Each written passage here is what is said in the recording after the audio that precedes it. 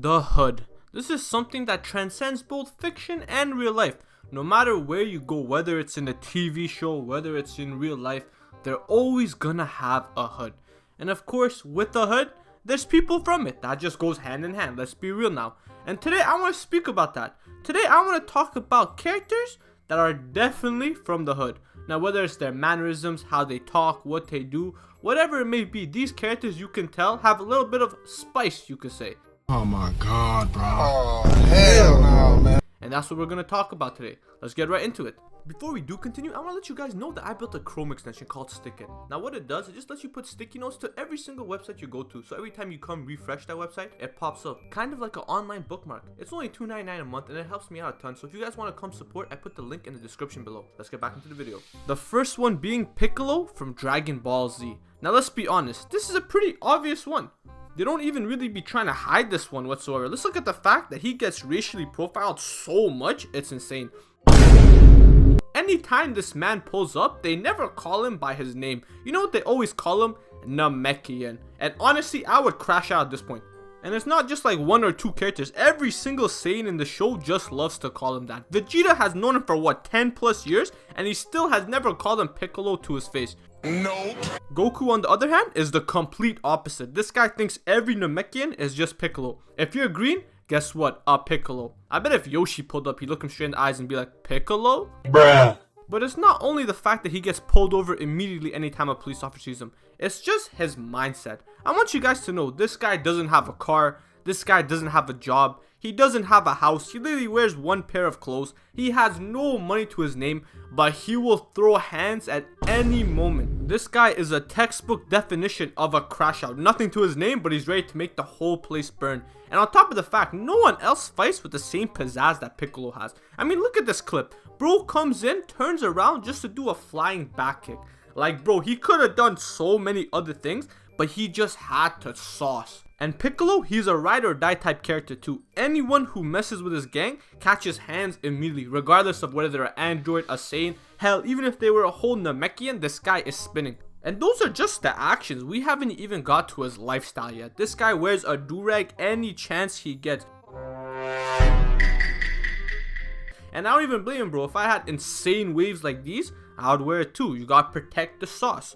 And you know, the fact that his father was never really there for him, that's just classic Hoodman's 101. Like, let's just be real here, guys. Now, the next character that I got to be talking about is Toji from JJK, or Jujutsu Kaisen if you're a weirdo. Now, I know this guy comes from a prestigious family, or so they say, but I just don't believe any of that, because there's no way the Zenin clan has even half the dog that Toji had in him. Nope. Let's just be honest, this guy always keeps a blick on him. Regardless of the situation, he is always strapped. In a world where monsters and curses exist that could literally blow up a whole city with the palm of their hands, this guy keeps a blick on him. And most of the time, the blick doesn't even do that much damage. He's literally just doing it out of intuition because, you know, that's how the streets raised him. And you guys can just tell that he's a top tier escalator. I mean, Exhibit A.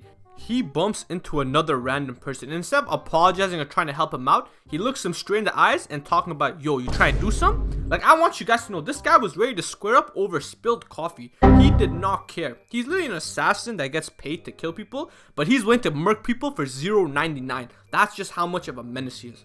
And speaking about that assassination lifestyle, I want you to know Toji is literally only about his bread. This guy is a bag getter, a money chaser, a street hustler. This guy's willing to do anything for that dollar, whether it's grimy or not. Like, he killed 3 high school students just for that bag. Nani? And I can't even blame him. And speaking of that money, by the way, this guy is terrible at saving it. This guy doesn't invest, he doesn't put into savings, just gambles it all away. Classic Hoodman activities. Do you guys not see what I'm seeing right now? It is so obvious, it is ridiculous. And I haven't even brought up the lack of child support. I want you to know he has 2 kids. Now, I know a lot of you guys just think he has 1. No, he has 2. And abandoned them both. This guy literally abandoned it, and the first chance he got to give him to next man, he did it immediately. He looks at Gojo, a guy he just fought to the death, and you know is acting kinda insane, and he thinks, yeah, that would be a good mentor for my son. Now, in fairness, he was, but he definitely didn't know that. Let's just be honest here. I want you guys to know he came back from the dead, and he was just out there being a menace, you know, causing trouble, just boxing anyone he could get his hands on. He wasn't even conscious, just subconsciously just fighting, right? The moment he found out that he was boxing his son, and he realized how old he is and how many child support payments he missed, he just offed himself with the quickness.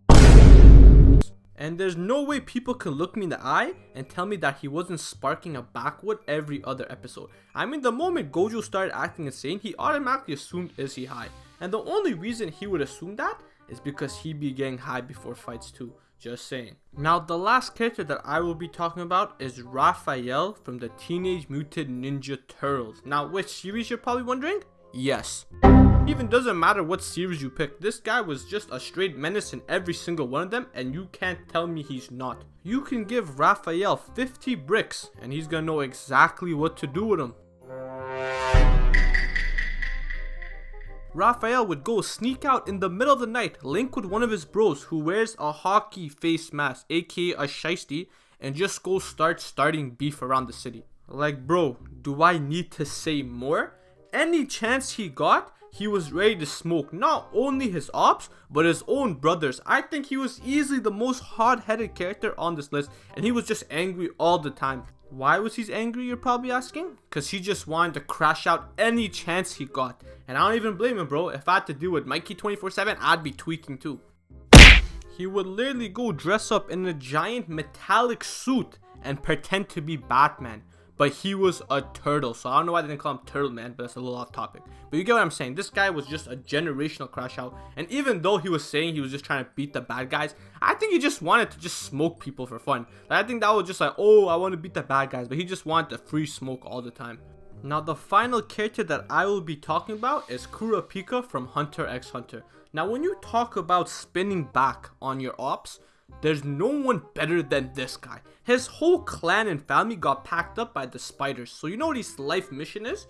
To come and smoke the spider pack. And he's willing to do whatever it takes. He literally put a whole Nen curse on his body saying, yo, you're only allowed to smoke the spiders. Anyone else does not catch a stray. He was genuinely a ride or die guy. He saw his clan get packed up, so he made a promise to himself that he's gonna spin. You can't ask for more. His literal superpower is that when he gets angry enough, he sees red. Like, bro, come on. This is so obvious. When he gets angry, he sees red. You know what that's called in real life? Crashing out. And Kurapika, he's not new to this game. He's doing house invasions out here, doing kidnappings. He already knows the method to stack up on bread. And mind you, that guy has a lot of it. This guy is always just working and getting his money up. But even with all that, when his friends' lives were on the line, he still stood up for them. That guy is just a real man. With that being said, I could have put a ton of different characters in this video, but I want to keep it not too long, keep it a little short. And with that being said, if you guys enjoyed, make sure to hit the subscribe button and take care. I'm out.